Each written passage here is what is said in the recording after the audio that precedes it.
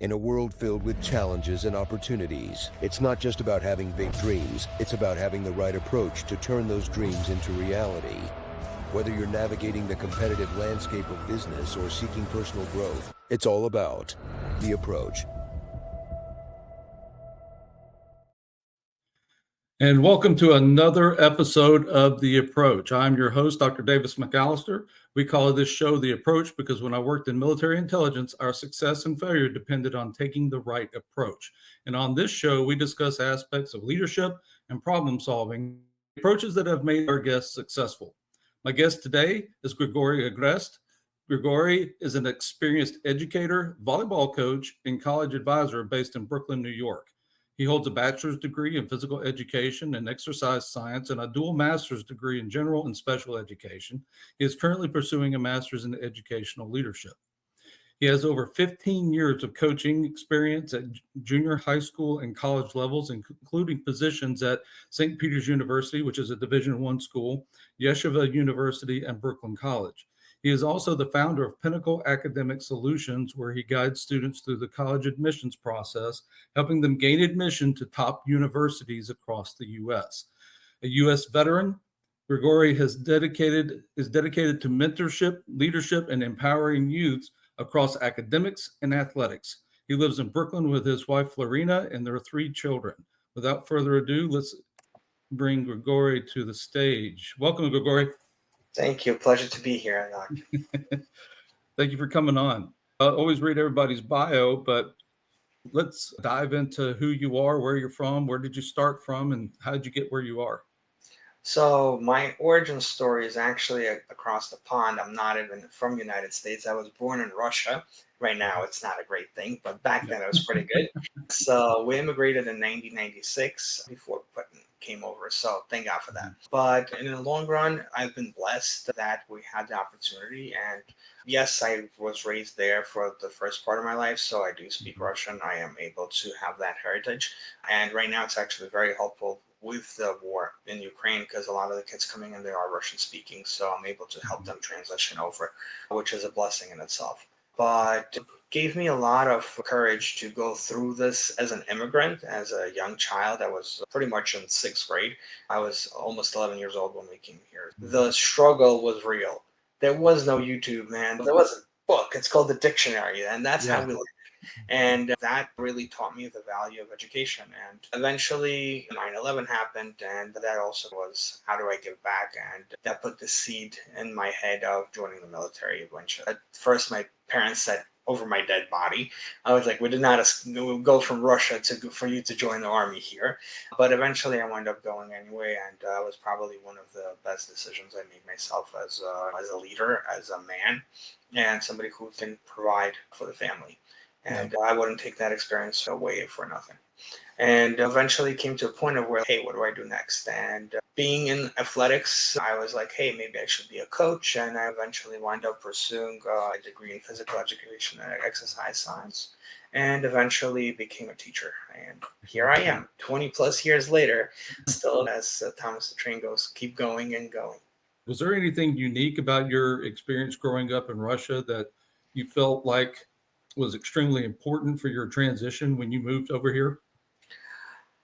Man, I'm a millennial, and I guess I'm a typical millennial where you get to experience being outside in the wild, right? Versus being behind the computer and the screens, because I'm looking at my child and I'm like going, oh my God, where have we gone?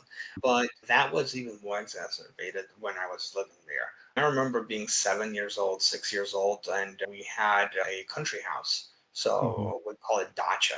So basically, you go and there's no running water, man. Like you had to go to the well.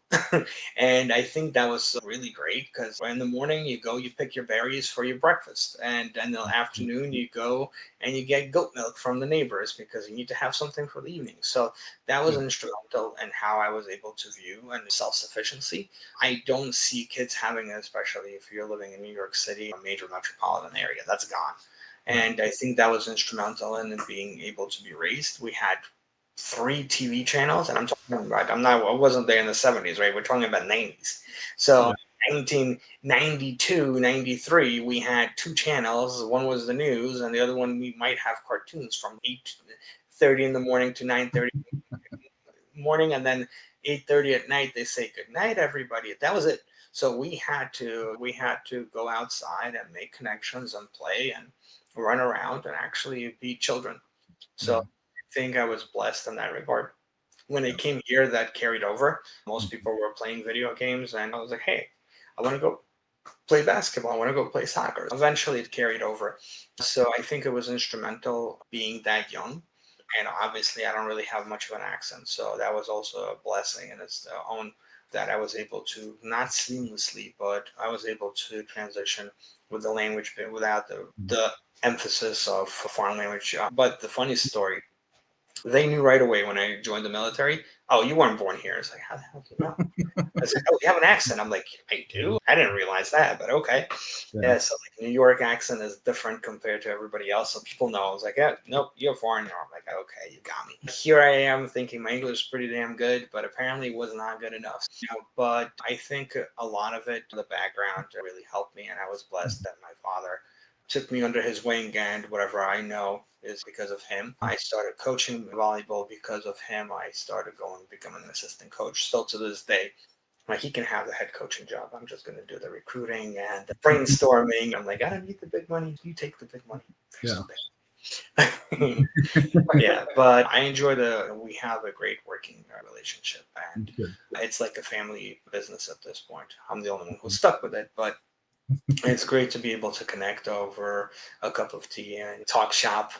And my mother absolutely loves that. She's like, "Get away from here! Why are you talking volleyball again?" I'm like, "We have to talk about something." So there's that. So it's an interesting background. It's an interesting story, Mhm. to say the least. Yeah. Is there anything you care to share? We know that you came from Russia. Anything about your parents and what they did? I remember how I said over my dead body, right? So my dad was in the military, because in Russia there was only two ways. So you're either in the military or you're doing the other stuff. And if you want to make something, that was in the 60s. I was in the 70s, so there was really no businesses or any of that sort. Mhm. So he decided to go the military route, and he was actually a lieutenant colonel. He did 15 years. He was a veteran of the Chernobyl. Wow. And yep, so he went there, and by the time he came back, so he went in 80. I was born in 85. He went in 86, and he was there, I believe, for a month. And in the month, he completely was just changed, gained over 50 pounds in 1 month, Wow. wound up being in a nuclear coma. That's how they called it. So they wasn't sure if he's going to make it or not. So pretty crazy stuff. And he's, yeah, and I was wanted to go into military intelligence, and he goes, you're Mhm. not doing it. So eventually, when we had that conversation, I wound up going into networking. I was like, but military intelligence was my thing. I was like, wow, that was one regret I still have a little bit. I'm like, what if? But I don't know if I'd be sitting here and talking to you, or probably could have been still in service. We never know. But it would definitely be a different path and different life. Yeah, I was going to say, because with the language background, that's what I did. I was in intelligence and I had to learn different languages. Coming from Mississippi, we didn't have Mississippi, I guess. We have our own Southern language, but that doesn't really translate into any type of national defense. Yeah. So you ended up doing networking, computer type stuff. And then after you got out, walk us through that journey. So I got out in 2010, and my service wasn't long. I did 2007 to 2010, and then when I Mhm. came in, I guess it was already peacetime at that point. Not really, but for the most part, it was nothing crazy going on. And Mhm. when I asked them, "Hey, can I reclass?" They go, "Nope." I'm like, "Okay." Do I get a bonus? They go, "Nope." I'm like, "Okay." I'm already done with my bachelor's, so what I was there to do is, I don't know, kick rocks. So it was basically along those things. I'm like, okay, I'm not getting anything out of this. The only thing that really offered me was to go to officer school, and I needed to re up my contract to 6 and 2, and I was like, I'm not doing that. Yeah. So my dream of being a reclass to military intel, because I already had the ASVAB scores and the GT lines, where they didn't let me do that afterwards, and I was like, okay, you know what, I'm gonna go do my master's and never look back. And I was thinking to myself, like, what should I do? What should I do? And wound up going into education. And I was on the borderline between doing CCNA, CCNP, and going to ed. Wind up going to education. This is my 14th year in education at this point. Yeah. I feel like I'm making a difference, and I feel hopefully teaching kids something or another so that they can get something out of my experiences. Yeah. Now, I remember when you and I did our pre-talk, you guys went through some pretty trying times that kind of changed your trajectory a little bit. You want to dive into that a little bit? Sure. Hey, I can write a book at this point. Living in New York, I'm sure people heard about Hurricane Sandy. At that point, it was one of those, I was on the precipice of being almost out and free from everything. I had the down payment, but no full-time job. And I was like fairly young. My wife was pregnant with her first child. And I was like, oh, okay, this is cool. And then Hurricane Sandy came and decided to destroy everything. So we decided to save some money and move downstairs into a basement, renovated it. I'm like, I'd rather pay a little bit for my parents and help them out than rent out everywhere else. So Yeah. whatever money we decided to save up and invest went down the drain, literally. Yeah. And that was pretty intense. I wound up being homeless for about 6 months as we rebuilt. And with a newborn, my barber used to call my son Sandy Kid. His name is Elliot, but he was known as the Sandy Kid because once we realized that we're getting stuck, we had to leave. We left the year before that for Hurricane Irene, and it was a direct hit on Coney Island. Nothing happened, so we're like, whatever. Yeah. And that was a lot what happened with a lot of people, so we had to wind up swimming out. And my grandmother lived not too far at the time, and we got very lucky. But when the waves came and the surge came, there was about 8 feet of water, and I think my military training really helped us out in that regard to stay calm, Yeah. because I literally had to hold my wife down for her not to be swept away. And I Wow. know some people were not lucky because I've heard horror stories. And yeah, we went to the beach to watch the waves because who's not going to watch the waves? Come on.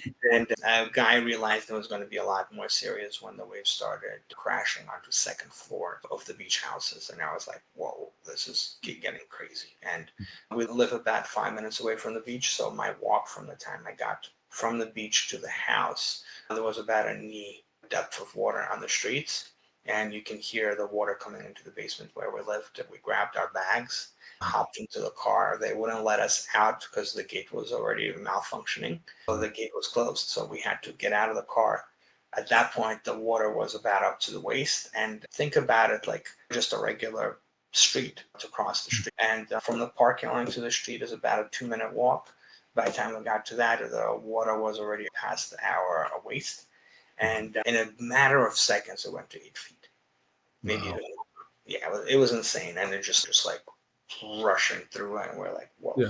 So we at that point we swam across the street to get to the other house. Wow.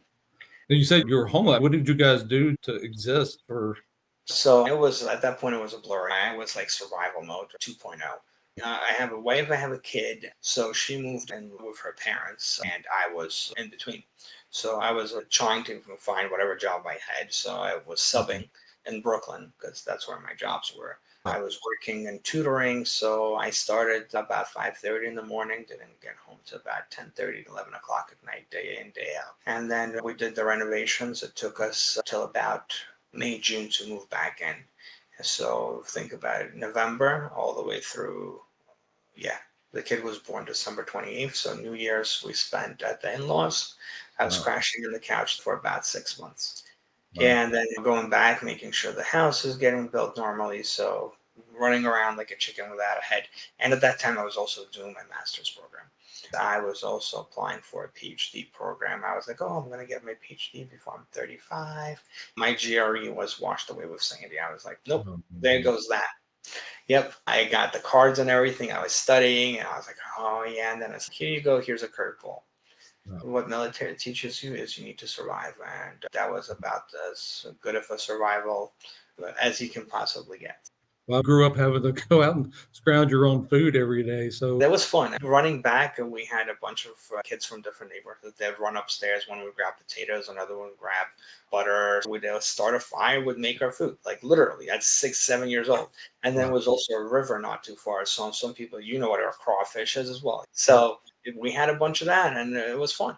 It was a lot of fun. But the amount of work that I had to put in, and in the military, it teaches you that there's no downtime pretty much. So there's Yeah. 24 hours in a day. I was utilizing probably between 18 and 20 of them daily. Yeah. And once you start, you keep going. And that's what we pretty much did. Yeah. So after that, you guys managed to turn things around and turned the tragedy into a success. So kind of walk us through that process of how that So happened. financially it was a hit for Mhm. sure, because you go from like having a little bit of a down payment to being homeless, or whatever money you had went bye bye. It took me, I would probably say, about 6 years of intense work just to get to where I was previously. And just building my brand, building my business. I was a college kid; nobody took you seriously. Then I Yeah. finally got my degree. I started working as a teacher, getting the experience. Mhm. Slowly and surely, then the results started happening, and I started building my brand. And that's what actually pushed me getting into college advising. My D1 career was before Sandy, and afterwards, I didn't really pursue it as much anymore because we had other stuff to worry about. So I wasn't worried about what college I'm going to be coaching at or volunteering at. It was more like, okay, I have to get a job, I have to pay, I have to have insurance. God forbid something happens. It was more, like I said, survival mode. I started building, and you have to build your name, and then your name works for you. And eventually you wind up to a point of where I had other tutors working for me, and I had people that came to me for advice. And having the background in athletics, it started, oh, former players, where do you want to go? I want to go to this college. I'm like, okay, let's take a look at your SAT. Let's take a look at your interests. And that was pretty much the birth of my second love, which is college advising. Yeah. And that's about as strategic as you're going to get. Most people don't realize. They'll go, oh, I want to go to the best name college. And it might not be for you. You might have the grades for it. You might not get accepted for it. But the idea was to make sure that the college fit your dreams, and your dreams was willing to put food on the table. Yeah. And that's what parents really love me for. They're like, my kid wants to be this. I'm like, I call it the basket weaving degrees. I'm like, okay, you can have basket weaving degree, but guess what? I just went through this, and I realized that if I had a degree in journalism, there's no way I'm putting food on the table or insurance or anything. So Yeah. have a backup plan, and make sure you have another backup plan on top of that. And that's the strategy and that I bring forward when we start looking at these things.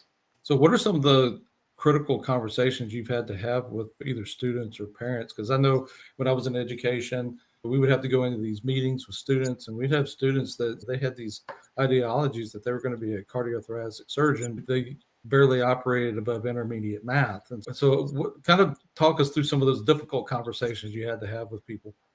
Honesty is the best policy in this regard. I call it the no pink glasses approach. Everybody comes in, my son or my daughter is this, they have this. I'm like, so does everybody else. Tell me something that your son or daughter does not do. Yeah. And I've lost probably a good number of clients because of that. I'm not taking you if you have delusions of grandeur. We're all humble servants at one point or another. There's no guarantee if you follow the transcript and you have everything, if you cross the T's and you dot the I's, that you're guaranteed to get in. It's a lottery. Yeah. And at the end of the day, you need to have a backup plan. And the Mhm. backup plan is, if you get in, congratulations, you won the lottery. And that's the type of approach that I always had. And then we also had the approach of like, okay, listen, not everybody's meant to be a lawyer, not everybody's meant to be a doctor, and you need to be aware of what your limitations are. And the first and foremost, the hardest conversation is, what are your limitations and the whys? Yeah. If you don't know your why, and you're only doing the why because this is the best college for me because so and so said so, that's not your why. You have no reason for why you're going outside of your family. That's what the conversation, the hardest part was for the parents. The first part was convincing the parents they don't need to go to the best institution. When I brought up the money aspect of how much they're going to be paying, it was not that hard of a fight. The second part of the fight was with the kids that want to go away. I'm like, you're going to go away on vacation. You're not looking for it as an education. You Yeah. keep messing those two up, right? And vacation and education is two very different things. You want to go away, great. Yeah. Go to a summer camp, right? But you do not want to spend $80,000, $90,000 a year at a Mhm. clip of at least 6.875% compounded over the 4 years just to get your fun. Mhm. How about you save that money on a down payment, and when you're in your 20s and everybody is paying off your college debt, you're actually going on that vacation. No. And people don't realize that. And that's the conversation that we started with, and put all your cards on the table. The only thing I really have to relate to that too is when I was coaching. I would meet with a lot of the college recruiters when they would show up to the campus, and I really wanted to have a good idea what it was that they were looking for as far as the athletes was concerned, in particular on the football side. And because what I didn't want to do is waste their time, and I did not want to put my name out there and say, hey, I've got a really great player. They show up and they're like, no, and then make me look like an idiot too. So I always tried to get a really good perspective of what it was that they were looking for. We always seem to have those kids that are really great kids. The parents had these aspirations that all their kids were going to go to the NFL. And I'm like, your kid's 5'8", he weighs 220 pounds, and he runs a 5'4" 40. You're not even going to make it to the college level. And even still, we've had kids that I've coached over the years that we've had to have really frank conversations with. Said, look, you got a lot of talent, but you're not a D1 athlete. You're probably not even a D2 athlete, because there's a very thin margin. A lot of your D2s are the ones that didn't make it to a D1, and they still have a good talent base that just didn't get picked up. And I'd have to tell them, say, look, you can go play D3, which means you're going to be playing for free, or you can go to what we call an NAIA school, and they can come up with some money for you usually so that you can go play. And so a lot of those conversations ended up being very difficult because parents had it in their head, or the kid had it in their head, that they were that level of being able to go and walk right out onto a college, D1 college campus and be a star. And I'm like, that's not going to happen. No. Yeah, 100%. I have that conversation very often. And being a coach myself, we're like, listen, let's be realistic here. I've watched the level of volleyball. I started in D1. We had girls that were 6'2", 6'3", 6'1", 6 feet even. And they were D1 players. Now they won't even be a D3. The No. level of sports has grown tremendously. Mhm. Everybody is putting everything in these sports. And here's the other thing. Just because you are D1 doesn't mean you're getting a free ride. There's walk-ons that are going to take your spot, and you're fighting for this is survival. Oh, if you want to go to the top 10 schools for D1, they're not looking for you to be best in your county. They're looking for you to be best in your tri-state area. Yeah. That is the competition. That is the level. And not only that, but you are pretty much going to be a professional player that is Mhm. going to be going through the rigor of being a professional player without getting paid. Yeah. So, what is it that you really want out of this? And then to go in to take it a step further, only the 1% of those make it to the pros. And everybody goes, oh, I'm going to go D3. I'm like, are you really? And one thing that I actually had a student this year that wound up going D2 as a swimmer. Mhm. And I had to convince his mom the opposite way, that he actually was good enough to make it. And so we started pulling numbers. I'm like, hey, I'm like, listen, I think your numbers are pretty good. Like, you could be borderline D2. And he wound up getting a really decent scholarship at a D2 school. And she was like, oh, I'll be blessed for him to be a D3. But at the end of the day, this kid lived in the gym, in the pool. If he was not in the pool, he was in the gym. If he wasn't in the gym, he was back in the pool. Yeah. Was his life. And that's just to barely crack the lower rank of a D2 school. Forget about D1, forget about everything else. But Mhm. the dedication and perseverance that I needed to compete at the college level, I Mhm. mean, the amount of emails I'm getting, like I'm probably getting 10, 15, 20 emails every month from prospective students. I'm like, where did you play? Did you play club? Did you play high school? Did you do anything? Oh, but I love volleyball and it's the best thing and I'm a really quick learner. I'm like, really? Yeah. Just tells me you didn't do your homework. 'Cause if you look at D3 schools at the top echelon, like NYU and the really great colleges, they are probably, I wouldn't say they're D1 level, but high D2. Yeah. That's the players who are valuing their education over their sports, and they are pretty good athletes, and they're going to take it.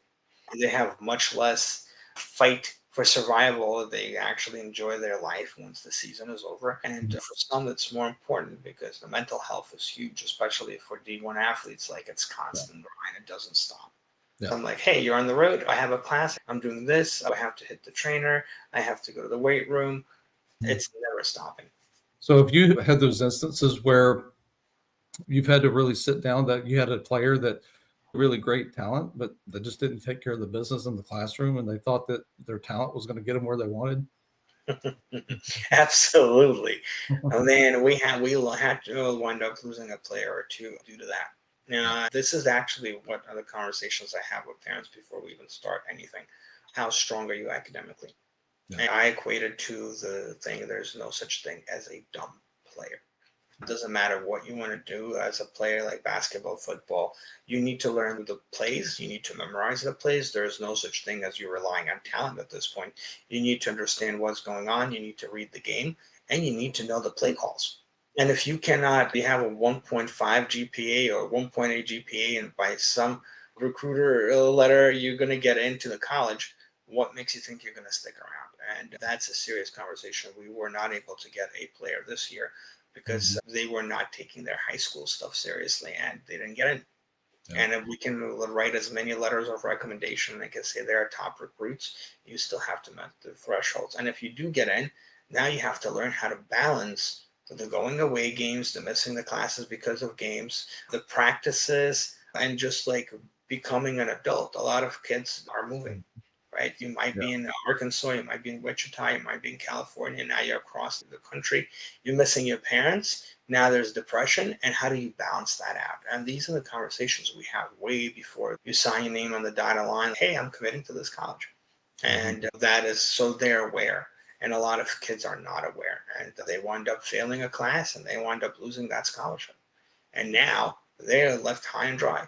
So their talent might be a D1 scholarship awardee or a national letter signee, but at the end of the day, that classroom has to meet the criteria. And if you don't have that 3.0 or 2.5, whatever the minimum threshold they set for you, see ya. It's the amount of money that people pour into it. And there are kids that in high school that got cut from their high school team, and then they're still playing club sports, and these club coaches are telling them, yeah, you're going to get recruited, and they end up not. Have you come across any of those instances where you help people sort through that, or have you had those disparagement between the club coaches and the high school coaches? Unfortunately. And this is the whole grandeur, the fake belief of, oh, I'm going to be somebody. I've seen so many kids who were 5'7" that had the heart of gold and the right approach, and they barely made it to D3. And then I had kids who were 6'3", 6'4", that didn't even sniff the college court. And it's the approach and the coaching and the expectations. To me personally, and I know there's so many great high schools, especially in Texas, that cut kids. Me as a coach, I don't even look at high school. I look at the club. And the reason for it, there's so much more competition at the club level. And there's just more exposure, like traveling, and it's more geared towards college schedule. Like, for example, we have some clubs that go and they play 30, 35 games, matches throughout the year. And it's close to what we do. Some high schools go to 3 sets, some high schools go to 5. It really depends on the area. Texas is big, so each one has their own little thing. Bigger cities obviously have more competition. And then you have smaller areas, they're going to have less competition. And there's going to be people that are just play recreationally. So it depends on the club level, depends on the level of the competition. They have national, they have junior national, they have all those beautiful money making names that they put for themselves. And for me, I do look at the videos. I don't put as much emphasis on high school as I do believe the club has a lot more to offer in terms of competition. But you also have the clubs that charge a ton of money and don't provide value. It's also hit and miss. So the one thing I always do, send me the raw footage. I don't want to see your highlights. I can make everybody can hit in an empty net, or everybody can dunk on an empty gym. Show me what you do against the high level competition. That's what I want to see. I want to see decision making. I want to see how you function in a high stakes games or high pressure games and situations. So that's for me the biggest thing, and that's exactly what I tell my students. Put yourself out there so the coaches are able to see who you are as a player, not guess how well you're going to do in games. And a lot of players don't want to do that, but it doesn't put my best forward. Listen, we're not dumb. We've been doing this for a while. I know what you're trying to do. I can see you making 23s in a row because there's nobody guarding you. Now make a three when somebody's in your face who's 6'7". Now we can have a conversation. But like I'm 5'6", I made 43 throws in a row, and I'm not going to do that in a game. Well, I'm going to follow through. And the kids are like, oh my God, you're so good. I'm like, I've never been sniffed the court. It's like, Yeah. what do you mean you didn't play for the Knicks? I'm like, nope, believe it or not, I didn't play for anybody. You No. know, you got to be realistic. Yeah, Yeah. but you're still good. I'm like, that's what I make you look. Now imagine how much better the people actually who are practicing against this competition day in and day out. Yeah. And that's what people don't realize. I have a video that I posted. It's about practice. And though Allen Iverson, right? When we're talking about practice, we're talking about practice, but you practice how you play. And the military also teaches a lot of that. Yeah. You're going to go into reconnaissance and you're going to be lazy. Hey, guess what? That can cost somebody life. Yeah. And that's the kind of approach I'm trying to teach in both my education and the college approach and the searching. Yeah. Play like your life depends on it. Work like your life depends on it. Because when Yeah. you do, you're going to have results. And Yeah. if you don't, you'll get the results that you asked for. Yeah, we call it train as you fight. And then when it's time to actually do it, now it's time to fight as you train. And when I would work with football players that were trying to put together their highlight videos, and I would always tell them, put your at least top 4 or 5 best plays right up front, because that's your chance. And I would tell them that you probably have about 20 seconds to impress the coach and get their attention before they're going to turn it off and move on to the next one. Would you say that was fairly accurate? 100%. Yeah. It's the same thing with admissions. You have 10 seconds. They're reading thousands of them. We were looking at thousands of them. What makes you stand out? What was the movie Rudy, right? Yeah. Hello. Yeah. Work. Man, you're undersized? Okay. Show me that you can do something else, Yeah. right? The hustle. You can't teach those things. It's either there or it's not. That's what we want to see, the right thing. Put it out there. And Yeah. that's not on an empty net, and it's not an empty field, and it's not throwing a pocket pass with nobody around you and putting pressure on you. Let's be realistic. That's Yeah. not real scenarios. And if you're doing the same thing and it might not look as good, we're looking for potential. I'm not, one of my recruiting pitches is, I'm not looking for you what you can do now. I'm looking what you're going to do 2, 3 years from now, because that's the person that I envision. And most coaches probably going to do just as that. Show me that you are coachable.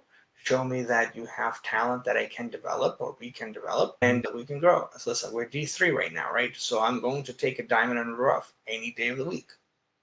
You know, so I'll take that 6'1" girl that hasn't matured yet and doesn't have that power swing, because in 2 years, 6'1" cannot be taught. Everything else can. Right? And if you show me a glimpse of timing that you can do and that you desire to be, and you don't really care whether it's D2, D3, D1, and you are humble and coachable, hey, now you have a chance. And that's the other thing that people don't realize. They only look at talent. How many people did you know that were talented, but they were a B level coachable player and not an A? And that talent went bye bye. Yeah. That's the other part of the game. Yeah.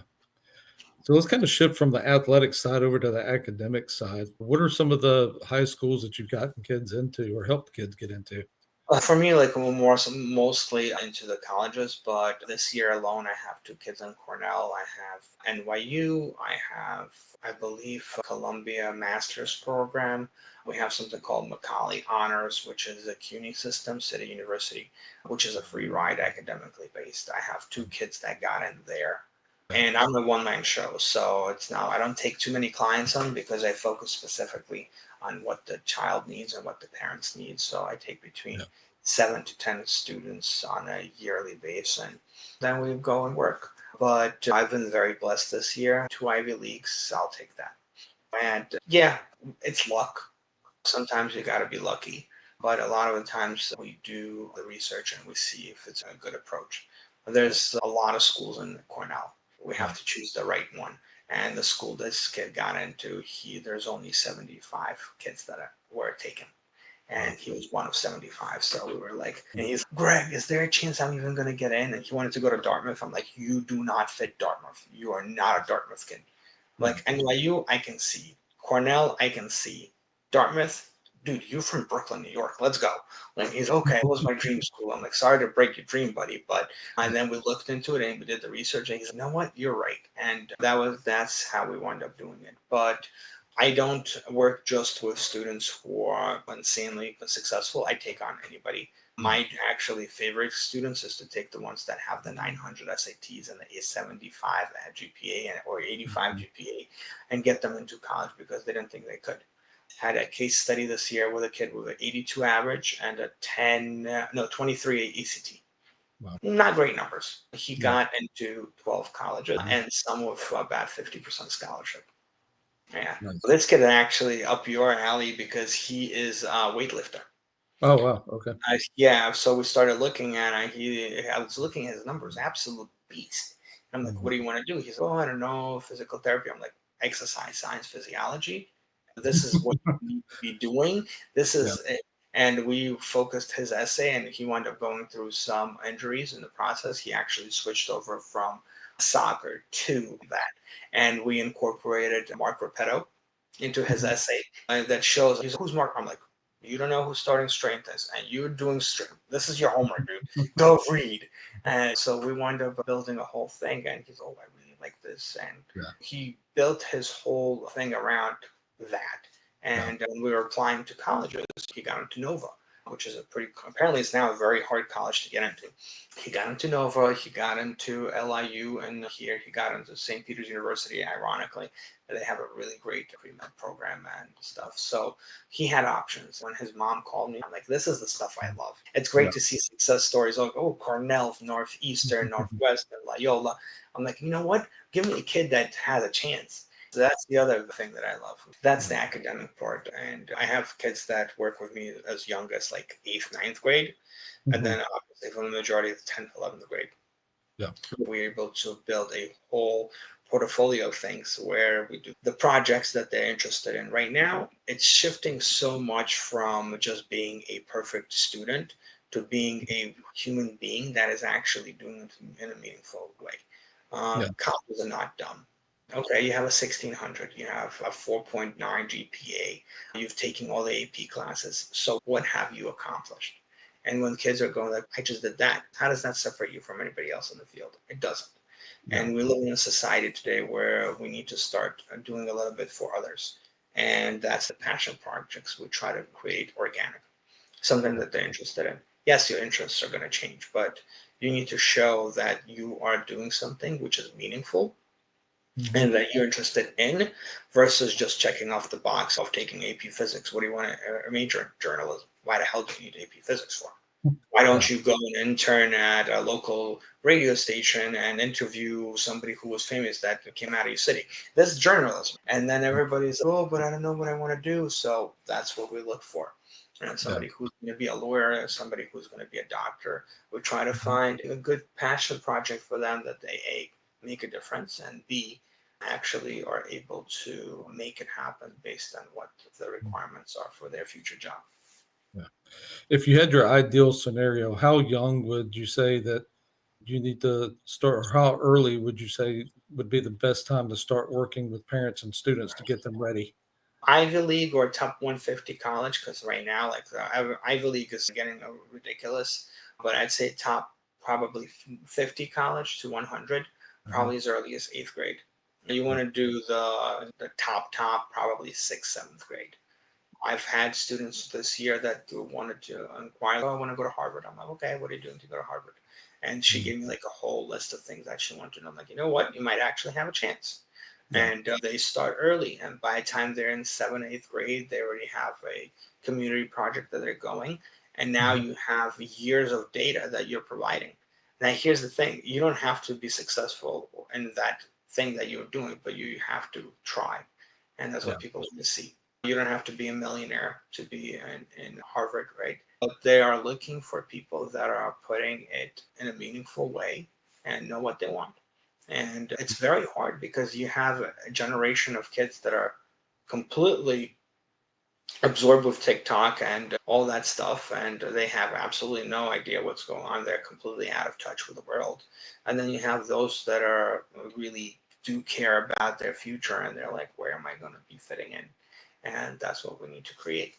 Yeah. So the ideals probably between seventh and ninth grade. I've had 5 kids. We just graduated our last one out of high school, and we've had the gamut of different interests as far as academic achievement. We've had a good chunk of our kids that are straight A students, and we've had a couple that decided to take freshman year and see how bad they could wreck their GPA and then try to spend the rest of the time recovering. If you have a kid like that, is it possible to be able to recover that GPA and put them in a good position? This is what you have the essay for, right? You got to show that you are an individual and you're a human being. And if you have D's across the board, probably not going to have much of a chance to go to Harvard. But if you Yeah. have some B's sprinkled in and maybe a C, and then towards the Mhm. end you already figured out what you want to do, yeah, absolutely. Yeah, you have Yeah. a chance. Make sure that you listen. Some people are going to try and push their limits. And let's say Mhm. I took an AP physics and I realized that physics is not my thing. I'm not going to do applied theoretics, but I'm really good at ELA and I want to be a lawyer, or Yeah. I'm really good at political Mhm. science and I want to be a lawyer. And we Yeah. have to start thinking about it and looking what's good. And the problem is that everybody is so used to memorizing and regurgitating. There's no Yeah. one size fits all formula. And Yeah. that's why it's so important to start early in the process so that what you're building a blueprint specifically for you, right? Mhm. Think of the reason why professional athletes are successful. They all have their own job to do, right? Not Yeah. everybody's LeBron James, right? Not everybody's Adrian Peterson. They're not going to be going in, they have their job. And for the most part, you need to know what your niche is and you need to be able to stick with it. And Yeah. once you realize what you want, it's much easier. And how Yeah. did that happen? You're having less conversations. What do you want Yeah. to do? What interests you? And Mhm. that's actually another huge fight that I have with parents. I want my kid to be a doctor. I want my kid to be a lawyer because I was. I'm like, there, stop. You were doesn't mean they are. Yeah. And a lot of the times I'm dealing with the immigrant population, they have a completely different understanding what the reality is. Like I went through it. I'm a survivor. I'm a fighter. My kid, he don't Yeah. care. He would rather play Game Boy or Xbox or Roblox or what? Yeah. My favorite one.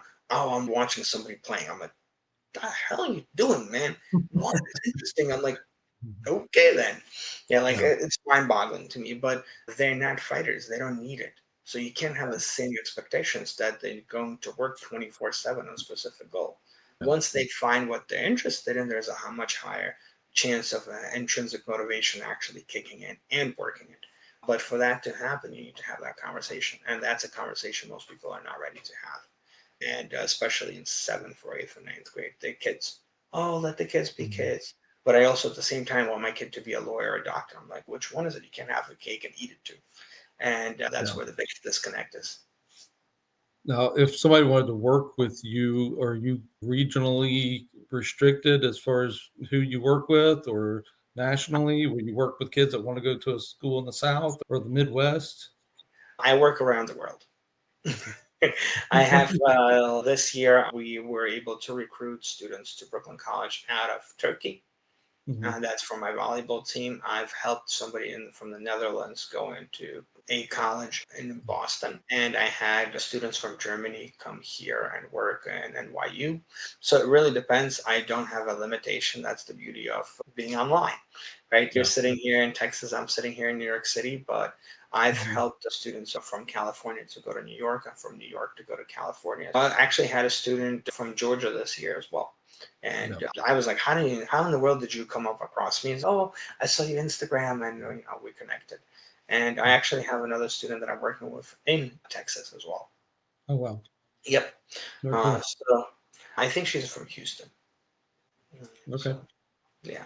So she's in 12th grade and she's one of the students that is not doing very hot in her Mhm. studies. And she's like, I just want to be able to get into college. I'm like, all right, let's see what we can do. So we're going to be starting after July 4th weekend. Nice. Yep. So she's going to be a senior next year, and we're going to hope to get her where Mhm. she needs to be. But I have no limit to that. And the beauty of it is because of online. Yeah. Yeah. Now, if you have Thank any you. that are wanting to come from overseas, do you have to do anything to help them as far as getting visas and those types of things? So the college does the job. We just make sure that Okay. they have all the necessary paperwork and everything is Mhm. there. And now with Trump limiting the international students is going to be a little bit harder. But again, Yeah. it's the meritocracy, which I think is great. Because there's so Mhm. many people that are coming over and they have no business being here with a 3.0 GPA and doing whatever they're doing just to be like, oh, I'm here. I'm like, okay, that's great. And doing what? And I have brilliant, absolutely brilliant kids out of Croatia and Romania. We're talking about, I had a kid, I thought I was talking to the parent. And when I realized it was such beautifully written email, so professional, I'm like, whoa. It was mind boggling to me that kids are able to talk like this when I have kids that are here and they go, yo, let me get an air sip. I'm like, okay. And I swear this is happening on a daily basis. Like I'll be drinking a water bottle and I'll have an 11th grader go, yo, can I get an air sip? I'm like, you don't even know me. Where do you think that is an appropriate conversation to have? I want to do biochemistry major. I was already volunteering. He gave me like a whole spiel of what he's done.